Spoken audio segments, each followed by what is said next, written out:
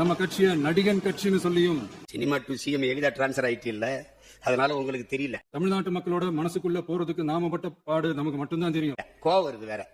சரி, என்னதான் தகுதி சொல்லுங்களேன் சிஎம் சார். 2011 நாகப்பட்டினத்துல மீனவர் பிரச்சனைகளுக்கு ஆதரவா ஒரு பெரிய பொதுக்கூட்டம் நடத்தணும். சிஎம் சார், நீங்க உங்களை மக்கள் தேர்வு செஞ்சதுக்கு ஒரே ஒரு காரணம் சொல்லுங்க. 2017 ஜல்லிக்கட்டு போராட்டத்துல தமிழர் பண்பாட்டு உரிமைக்கான நம்மளோட ஆதரவை தெரிவிச்சோம்.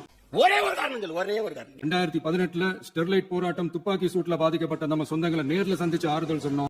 ஒரே ஒரு காரணம். நீ வேணா உங்க ஆளுகளை சொல்லு. 2021 உள்ளாட்சி தேர்தல்ல விஜய் மக்கள் இயக்க வேட்பாளர்கள் போட்டியிட்டு ஜெயிச்சாங்க.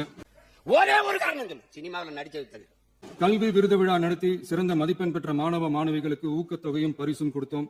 69 படத்துல ஒரு படம் நல்ல படம். இந்த சனா ஒரு படம் கூட நல்ல படம் தராதவன் நல்லாட்சி தருவன் நம்புது.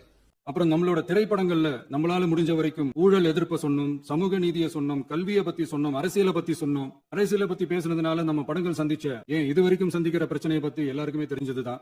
ரஜினிகாந்த் அவர்களுக்காவது என்ன ஒரு 50 படமாவது இருக்கு.